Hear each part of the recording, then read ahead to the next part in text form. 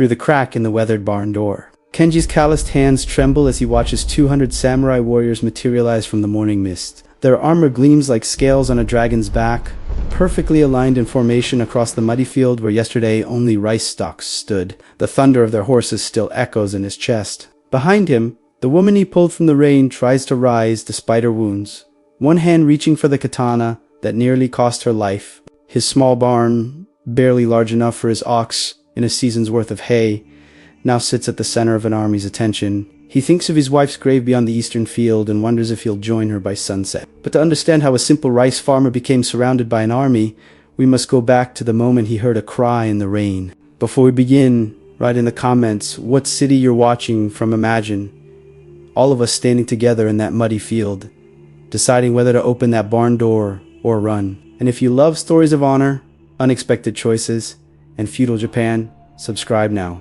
Every story here reveals forgotten legends that history tried to bury. 24 hours earlier, autumn rain hammers the terraced rice fields like arrows from heaven. Kenji works alone, as he has for 3 months since the fever took Yuki. The water rises past his ankles, cold enough to make his bones ache, but the channels need clearing before the harvest or the whole season dies. His hands, rougher than tree bark, pull weeds from the irrigation gates while thunder rolls across the valley.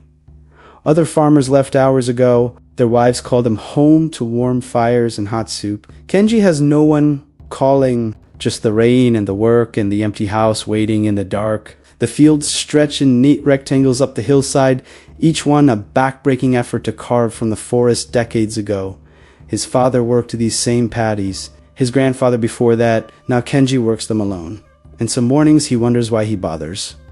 The rice feeds him, barely. The taxes take most of it. What remains buys lamp oil and salt and keeps his ox fed. Not much of a life, not much of anything anymore. He straightens his back with a wince. 42 years old, and already his body moves like a man of 60. The rain soaks through his straw hat, runs down his neck, turns his rough cotton clothes into a second skin of cold fabric. He should go home. Darkness comes fast in autumn, and the path becomes treacherous with mud. But home means the empty house and Yuki's loom sitting silent in the corner and her favorite cup still hanging on its hook because he cannot bring himself to put it away. So he whirs. The cry cuts through the rain so sharp it might be a bird. Kenji pauses, knee-deep in muddy water, listening. Thunder again. Just thunder. He returns to clearing the gate. The cry comes again, weaker this time. Definitely human. Definitely pain. His heart pounds harder than it should. Nothing good comes from investigating strange sounds in the rain. Every peasant knows this.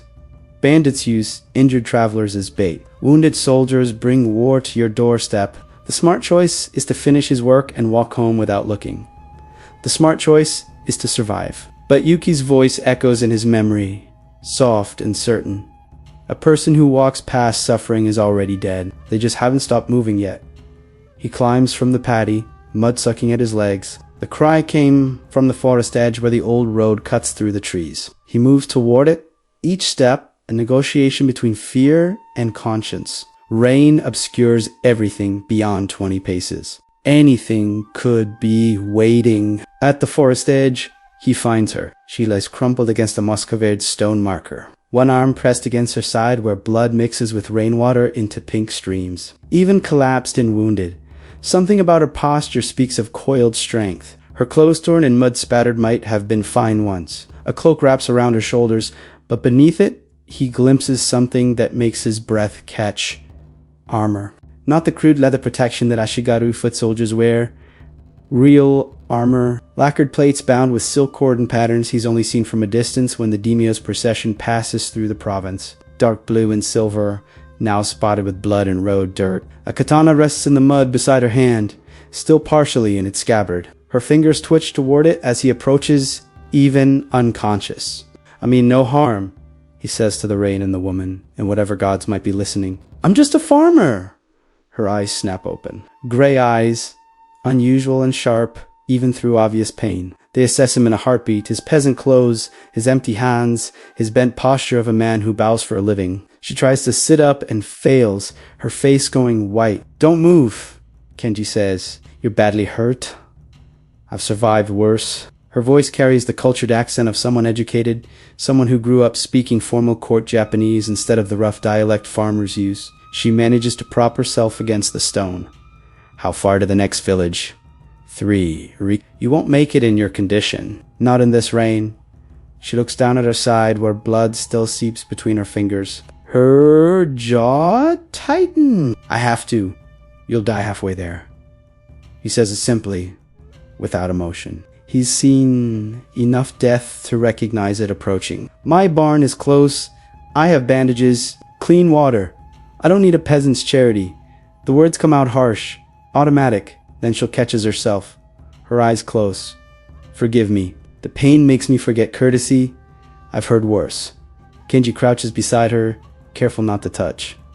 What happened? She doesn't answer immediately. He watches her calculate what to reveal, how much truth is safe to share with a stranger in the rain. Finally, she says, bandits. On the road. They didn't expect resistance. A lie. Kenji knows it instantly. Bandits don't fight samurai in armor, and that wound in her side clean, straight, precise came from another blade, not some desperate criminal with a club. But he doesn't challenge it. Whatever she's running from, whatever she's hiding, is her business. His business is simpler. Leave her here to die or offer shelter. If she dies here, her blood is on my hands. But if I help her, whose blood comes next? Can you walk? He asks. I can do what I must.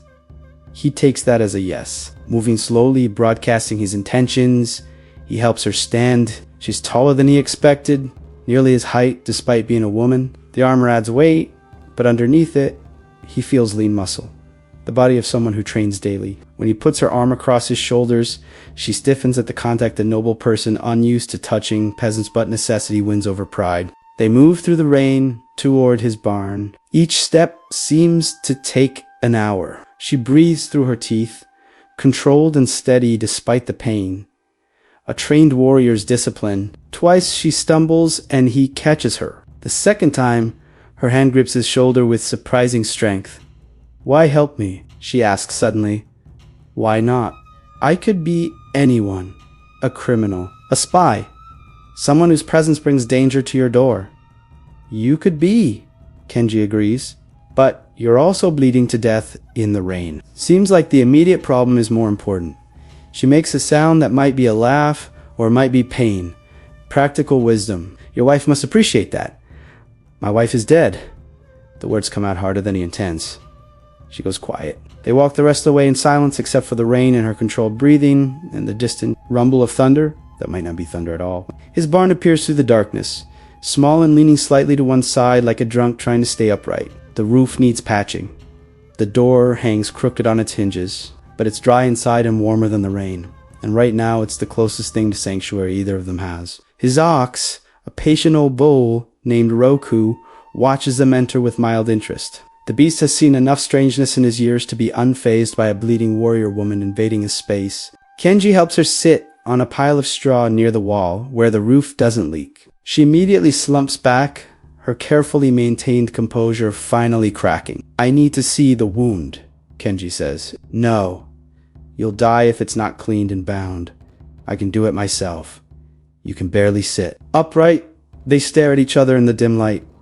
Her pride radiates like heat. She's probably never been undressed by a man who wasn't her husband or a physician. Certainly never by a peasant. Every part of her upbringing screams that this is wrong.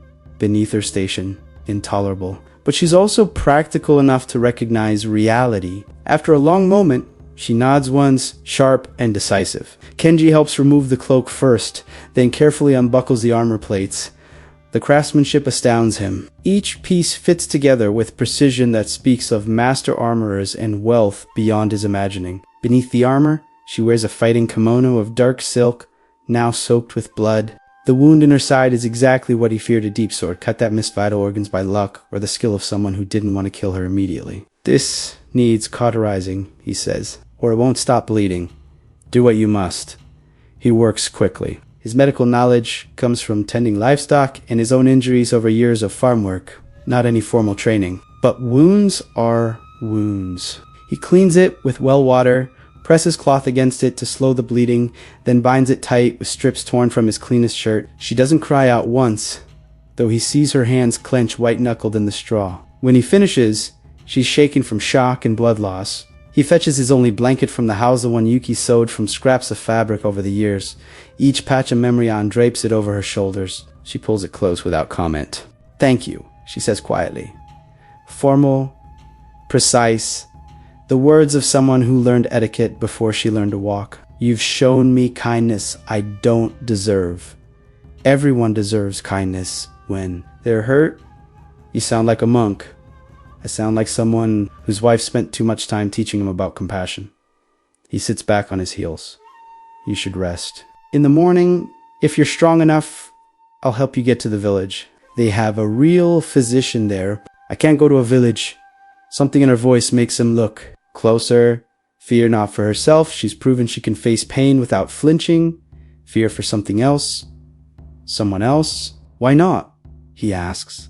She hesitates. Behind her eyes, he sees calculation again. How much to trust this peasant who pulled her from the rain?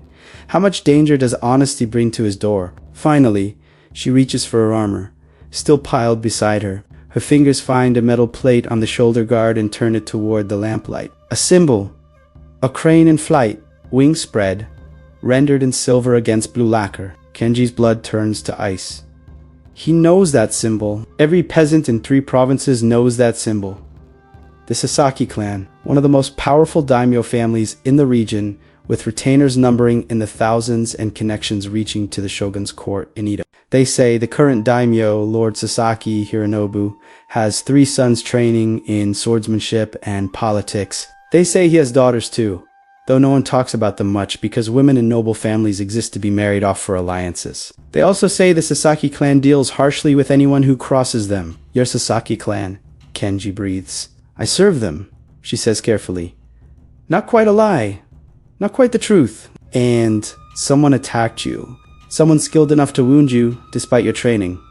His mind races. That means either bandits with samurai training, which is unlikely, or someone from another clan, which means politics, which means war.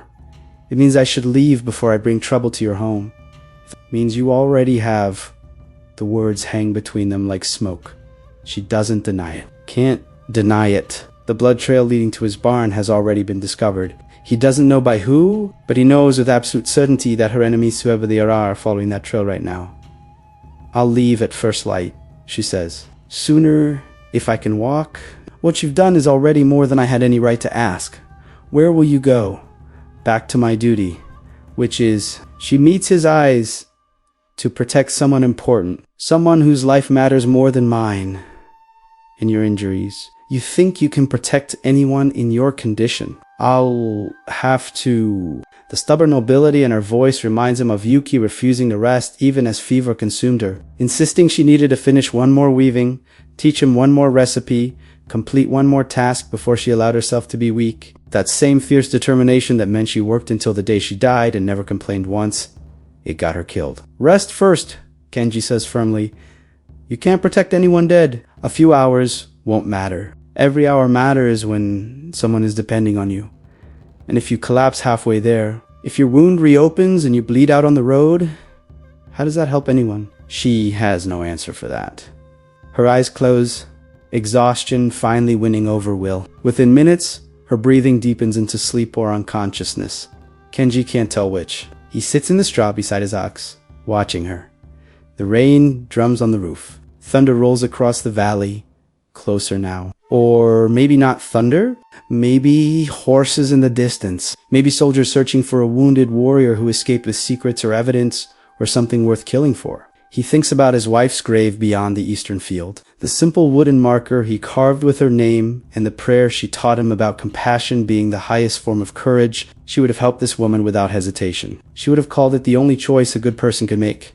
But Yuki had a gift for seeing simple moral choices where Kenji saw only complicated consequences. Help this woman, and he might bring the wrath of powerful forces to his farm. Refuse to help her, and he betrays everything his wife believed about human decency. There's no winning. There's just the choice and whatever follows. The night deepens. Kenji dozes against the barn wall, jerking awake every time the wind shifts or Roku moves in his stall. In his half-dreams, he sees samurai armies marching across his rice fields, crushing the terraces his family spent generations building. He sees his barn burning. He sees himself kneeling in the mud while a daimyo's executioner raises a blade. He sees Yuki's disappointed face when he tells her he let a wounded woman die because he was afraid. The fear versus the shame. The shame wins. It always wins for him. Near dawn, he wakes fully to find the woman sitting up, one hand pressed against her bandaged side. Her face is pale, but her eyes are alert. She's studying the barn's interior with professional attention, exits, weapons, defensive positions. Even wounded and weak, her warrior instincts remain sharp. How do you feel? Kenji asks. Like I've been stabbed. A slight smile, but I can move. That's what matters. The bleeding stopped. For now, she adjusts the blanket around her shoulders. In the gray pre-dawn light, he notices details he missed before. The way her hair, coming loose from its pins, falls straight and black like expensive silk thread. The fine bone structure of a face, delicate despite her warrior bearing. The hands that grip the blanket callous from sword work, but manicured, cared for in ways peasant hands never are. What's your name? He asks suddenly, if I'm risking my life for you, I should at least know what to call you. She hesitates. Every instinct tells her to maintain distance, to keep her identity hidden, but something about this poor farmer who pulled her from the rain and gave her his only blanket makes her reconsider. Tamo, she says, finally, you can call me Tamo. Another lie, probably. But Kenji nods as if accepting truth. I'm Kenji. Just Kenji. No family name. Just a farmer trying to grow rice and not starve. Just Kenji who gives his only blanket to strangers. My wife would have done the same. Your wife sounds like she was extraordinary. She was ordinary. That's what made her extraordinary. He stands, brushes straw from his clothes. I'll bring you food easy porridge. It's plain, but it's hot.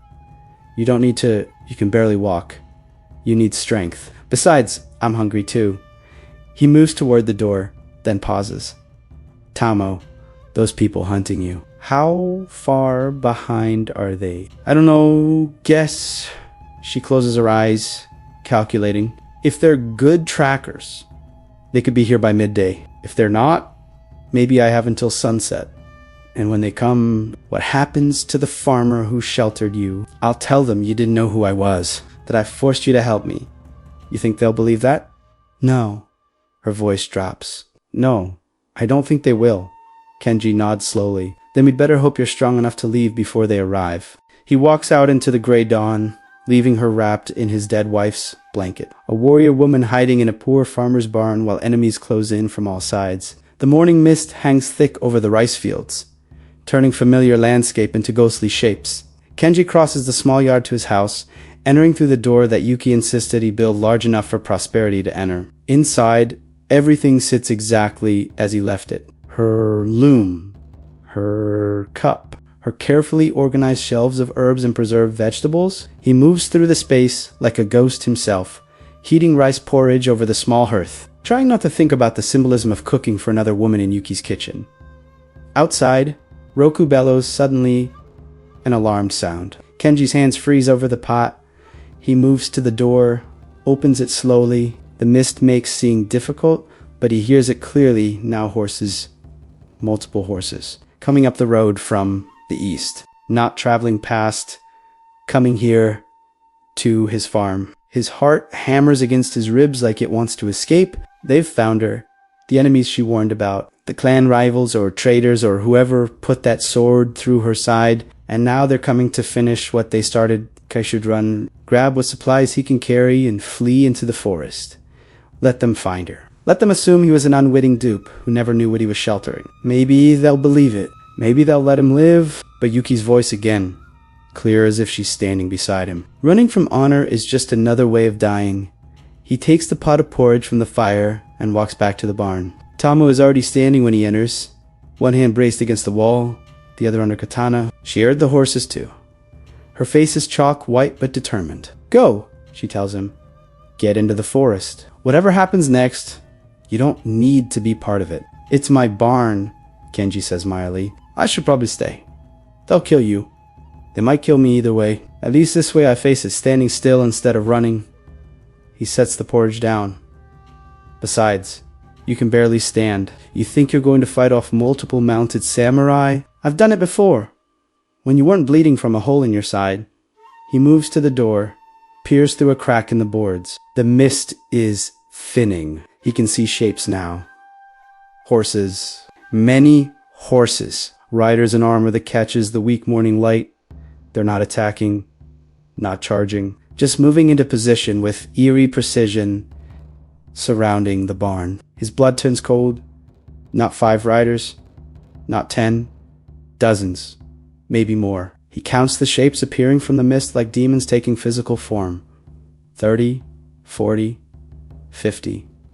The numbers keep growing. Tamo moves beside him, looks through the crack, and her expression shifts through surprise into something like disbelief. That's impossible. The armor, the formation, She stops, swaying on her feet. Kenji catches her before she falls. Her eyes are wide, not with fear, but with confusion. That's the Sasaki clan personal guard. All of them. The entire company. Your clan sent an army. They sent everyone. Her voice shakes. Everyone. Through the crack, Kenji watches the final riders emerge from the mist. He tries to count and loses track after 100. They fill his small field, arranged in perfect military precision, sitting motionless on their horses like statues. 200 warriors! Maybe more. All wearing the blue and silver of the Sasaki clan, all facing his poor leaning barn with its patched roof and crooked door. His ox bellows again, terrified by the presence of so many war horses. Kenji knows how the animal feels. They're not here to kill me, Tama whispers. If they wanted that, they would have sent assassins, not an army. This is something else. What else could it be? She doesn't answer. Her hand grips his shoulder with sudden strength. Listen to me carefully. When they call for me, I'll go out. You stay here. Say nothing. Do nothing. With luck, they'll focus on me and forget you exist. And if they don't forget, then tell them the truth. You found an injured stranger and showed mercy. Any reasonable commander will understand. I've met noble warriors. Reasonable isn't the first word that comes to mind. Despite everything, she almost smiles. Fair point. A voice calls from outside. Formal, powerful, the tone of a man accustomed to instant obedience. Lady Tamo, your father commands your presence. Tamo's face goes slack with shock. Father, your father, Kenji repeats. You're not just Sasaki clan. You're the daimyo's eldest daughter. She closes her eyes. I'm Sasaki Tamo, daughter of Lord Sasaki, the clan champion. The disgraced daughter who insisted on learning the sword instead of the kodo. The embarrassment who serves as bodyguard to her own younger sister because she's too unmanageable for proper marriage negotiations. The pieces slot into place with terrible clarity. The fine armor, the educated speech, the wound from a blade skilled enough to pierce her defense. Not bandits at all, a test, a trial, some kind of clan business that went wrong. You lied to me? Kenji says. I simplified the truth. You let me think you were a retainer? A bodyguard. I am a bodyguard. Fire enters her voice. I protect my sister Hannah. That's my duty. My choice, the fact that I'm also the eldest daughter doesn't change that. Outside, the voice calls again. Lady Tamo, your sister requires your presence. The test is complete. She moves toward the door, each step clearly agonizing. Kenji should let her go. Should watch from the crack in the boards as noble clan business resolves itself without him. His part in this is over. He showed mercy to a stranger, and now that stranger is revealed as someone so far above his station they might as well live in different worlds. But he thinks of her wrapped in Yuki's blanket, shaking with blood loss and shock. He thinks of her pride struggling against her need for help. He thinks of the way she thanked him formally, precisely, but meaning every word. He thinks about how she's about to walk out, they're barely able to stand, facing whatever judgment her father brought 200 warriors to deliver, and he'll hide in his barn like a coward while she does it. No, he says. She turns. What? I'm coming with you. Don't be absurd. This isn't your business. You're in my barn, bleeding on my straw, using my that makes it my business. He moves beside her. Besides, if your father has questions about how you ended up here, I should probably answer them directly instead of letting him imagine answers. He could have you executed for touching me. Then I'll die. Having done the right thing, he pulls open the barn door. My wife would approve. Morning light floods in, gray and cool. Beyond the door, 200 samurai warriors sit motionless on their horses, arranged in concentric circles around his barn. Their armor gleams despite the mist. Their faces are impassive, professional, revealing nothing. At the center of the formation, a single warrior sits on a black war, his armor more elaborate than the others, marked with additional signs of rank. But he's not the one who commands attention. Beside him, on a white mare, sits a young woman of perhaps 8. Her kimono is formal, expensive, the kind worn for important clan ceremonies. Her hair is arranged in elaborate pins. Her face is beautiful in the classical way, oval-shaped, delicate features, careful makeup, but her eyes are red from crying. And when she sees Tamo, she gasps and nearly falls from her saddle. "Sister," she cries out, all ceremony forgotten. "You're alive." Tamo stumbles forward. Kenji moves with her, ready to catch her if she falls. The samurai warriors tends to 100 hands move toward 200 sword hilts in perfect sync, but the commander holds up one hand and they freeze. "Lady Tamo," the commander says. His voice is the same one that called from outside. Deep, authoritative, but not unkind. "Your sister has been distraught since you disappeared. Your father sent us to find you." "The test," Tamo says. Her voice shakes. "Did I fail?" "Fail." The younger woman Hannah slides from her horse with assistance from a nearby samurai and runs to her sister. "You fought off 6 assassins alone. You killed 3 and wounded 2 more. You protected me even when they stabbed you. How could that possibly be failure? I lost consciousness. I let them escape. You saved my life." Hannah is crying now, holding Tamo's hands. "The clan council said you weren't ready, that a woman couldn't be trusted as my primary bodyguard. Father designed a test to prove them wrong. 6 of his best warriors, dressed as bandits, ordered to attack us on the road. You were supposed to defend me long enough for reinforcements to arrive, but you went further. You fought until you couldn't stand. You never broke position. Even when they thought they'd killed you, you got back up." Tamo Swayze, the blood loss. "I ran. I couldn't remember where reinforcements were stationed. You ran in the rain. Wounded, 4-3. The commander speaks now, and his voice carries respect. "You found shelter. You survived. That's victory, Lady Tamo. I found shelter because this farmer pulled me from the mud." She gestures to Kenji, who wishes desperately that he'd stayed in the barn. "If not for him, I would have died in the forest." 200 pairs of eyes turn to focus on Kenji. He's never felt more examined in his life. Every detail of his appearance is being catalyzed: poor clothes, his weathered face, his rough hands, the mud on his feet. They see a peasant, a nobody. Someone so far beneath their notice, he should be invisible.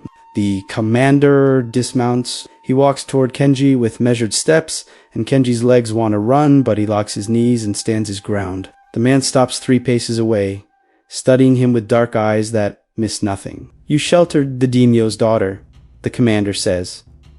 "It's not a question. I sheltered an injured woman," Kenji replies. His voice only shakes a little. "I didn't know who she was. And if you had known, I'd like to think I would have helped her anyway. But honestly, I probably would have been too scared." A ripple of surprise goes through the assembled warriors. Peasants don't admit fear to samurai. They bow and scrape and say whatever they think will keep them alive. They don't tell truth that makes them look weak. The commander's eyes narrow. "You speak plainly. I'm a farmer. We don't have time for complicated words. The rice doesn't care about poetry." "The rice," the commander repeats. He glances at the terrace fields, seeing them properly for the first time. "These are yours. My family's 3 generations back, though if the harvest fails again this year, they'll probably be the tax collectors. You work them alone. My wife died, haven't remarried, can't afford help." Each word feels like pulling teeth, but he forces them out. "So, yes, alone." The commander walks to the edge of the nearest paddy, examines the irrigation channels, the careful weeding, the healthy green stalks. When he returns, his expression has shifted subtly. "Good work," he says. "Disciplined, efficient, thank you. You keep your barn well." Kenji glances at the leaning structure with its patched roof. "I keep it standing, And your ox, healthy. Roku! He's old, but strong enough for plowing. The commander nods slowly, as if these mundane details matter somehow. Then he looks back at Tomo, who stands with her sister's arm around her waist for support. Lady Tomo? Is this farmer's account accurate? You gave him no indication of your status. None. I told him I served the Sasaki clan. I didn't tell him how... Tomo's voice is steady now, stronger. He asked no questions. He gave his only blanket. His only He showed me mercy without expectation of reward, without knowing if I was criminal or spy or someone who would bring death to his door. That's courage without armor, Commander. That's honor without rank. Silence falls over the assembled warriors. Kenji feels the weight of their judgment like a physical thing pressing on his shoulders. He wants to tell them it wasn't courage, just stupidity mixed with memory of his dead wife's voice. He wants to explain that he's not honorable, just unable to live with the alternative. He wants to run. The commander turns back to him. Lord Sasaki sent me with instructions. If we found Lady Tomo alive, I was to reward whoever aided her. Generously? He pauses. What do you want, Pharma? Land, gold, a position in the clan as retainer. Kenji's mind reels. Land means security. Gold means surviving winter without fear. A position means status, respect, an end to breaking his back alone in the fields. Any of these things would transform his life. He thinks of Yuki's grave beyond the eastern field, the simple wooden marker he carved, the prayer about compassion being the highest form of courage. I don't want reward, he hears himself say. I want what I did to be what anyone would do. If you reward me, it becomes transaction. It becomes service exchange for payment. But that's not what happened. I helped her because she needed help. That's all. That should be all. The commander stares at him. Hana stares. The 200 warriors stare. Even Tomo looks stunned. You refuse reward. The commander says slowly. From a daimyo, I refuse to cheapen mercy by accepting payment for it. That's... The commander stops. Starts again. That's either profound wisdom or profound foolishness. Could be both. Kenji manages a weak smile. I'm just a farmer. We're good at being foolish and wise at the same time. Comes from talking to the oxen all day. Despite himself, the commander's lips twitch. Almost a smile. He turns to Hannah. Lady Hannah, what does your sister's savior deserve? The young woman steps forward. Up close, Kenji sees the intelligence in her eyes, the way she holds herself with quiet authority despite her youth. This is someone being groomed for political marriage, for managing household and clan business, for navigating court intrigue. He deserves truth, she says. Truth about what his kindness means to our family. She bows deeply, formally, the kind of bow that nobles give to honored guests. Behind her, every warrior on horseback mirrors the gesture. 200 samurai bow to a poor farmer in a muddy field. Kenji feels his eyes burn. He blinks rapidly, trying to maintain composure. Yuki would have laughed at this. Laughed and cried and told him this is what happens when you listen to your heart instead of your fear. The Sasaki clan acknowledges its debt, Hannah says, straightening, if you will not accept reward, then accept our protection. These lands are under our direct authority. No tax collector will take your harvest. No bandit will threaten your peace. You will farm as your family has farmed, and you will prosper in the doing. I don't need protection. Nevertheless, you have it. Her voice softens. Please, let us do this much. Let us give you security so you can grieve your wife and work your fields without fear of losing them. That's not payment. That's gratitude expressed in the only way we know. Kenji looks at Tomo. She nods slightly, encouraging. The bandage around her side is visible beneath her torn clothing, already spotted with fresh blood from standing too long. She needs physicians.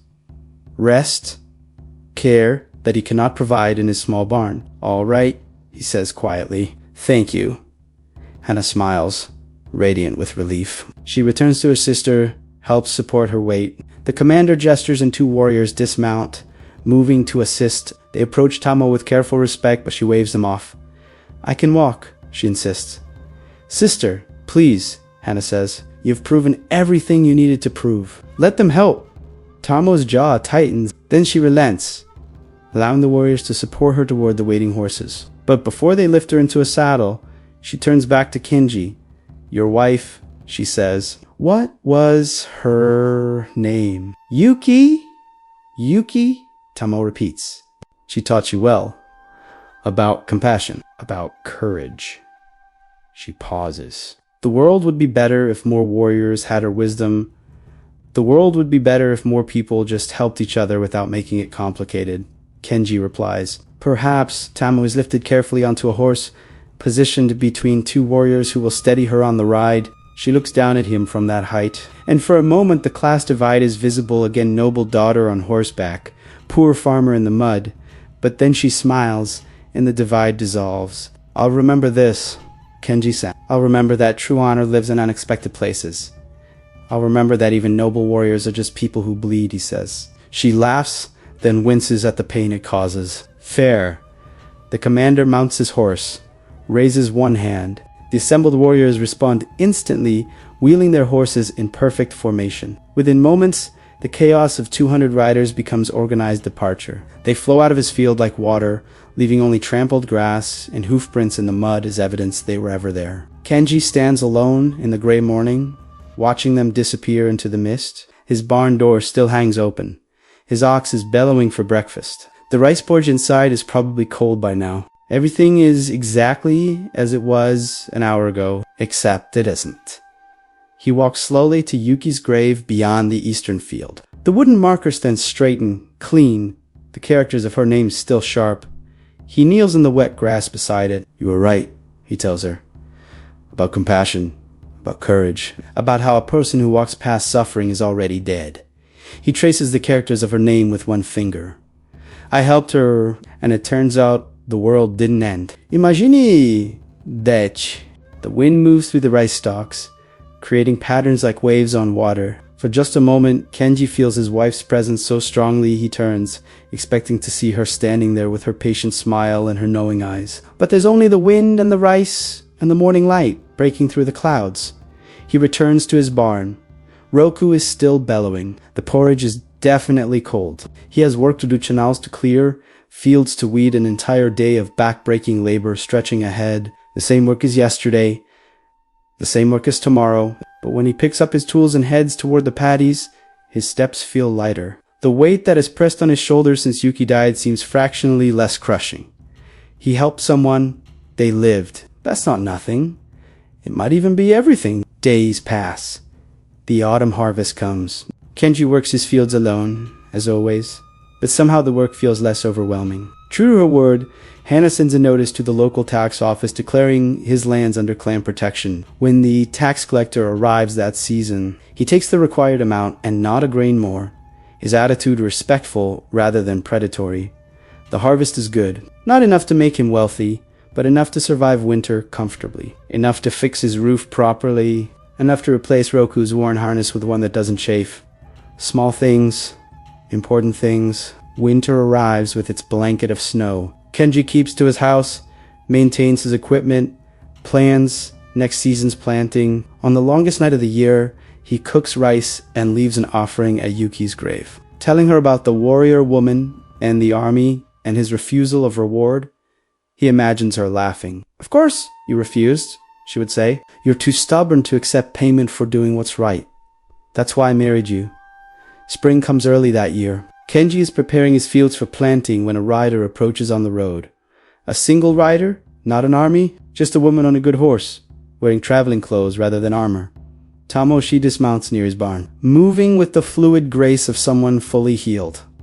No limp, no hesitation. The wound that nearly killed her is now just a scar beneath her clothing. Kenji-san, she greets him, formally, Lady Tamo. He bows awkward and uncertain of protocol. Just Tamo, please. We've shared barn space and bandages. Formality seems excessive.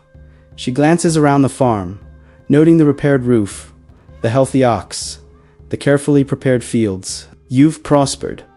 I've survived. That's prosperity enough. My sister wanted to send builders, servants, gold. I convinced her you'd refuse.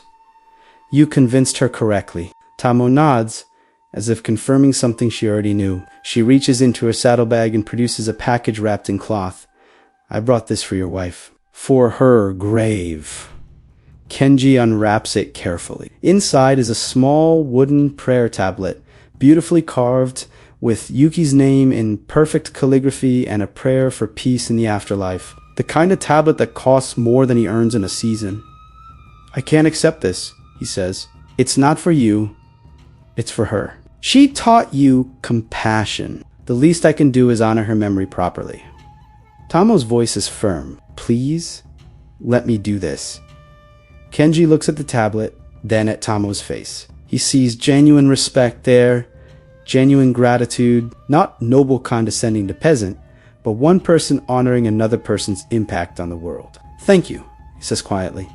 They walk together to Yuki's grave. Kenji places the tablet carefully, positioning it where morning light will touch it first. Tamo stands beside him in silence, head bowed, paying respects to a woman she never met but whose wisdom saved a warrior's life. After a long moment, she speaks. I return to my duties, my sister's bodyguard. The clan council still argues about whether a woman should hold the position. But father supports me, that's enough. You're happy? I'm useful. That's better than happy. She glances at him. What about you? Are you lonely out here? Sometimes, but loneliness is just another thing to work through, like clay soil or stubborn weeds. He manages a small smile. I have Roku. He's excellent company, never argues, never complains about my cooking. High praise for an ox. He's a very distinguished ox.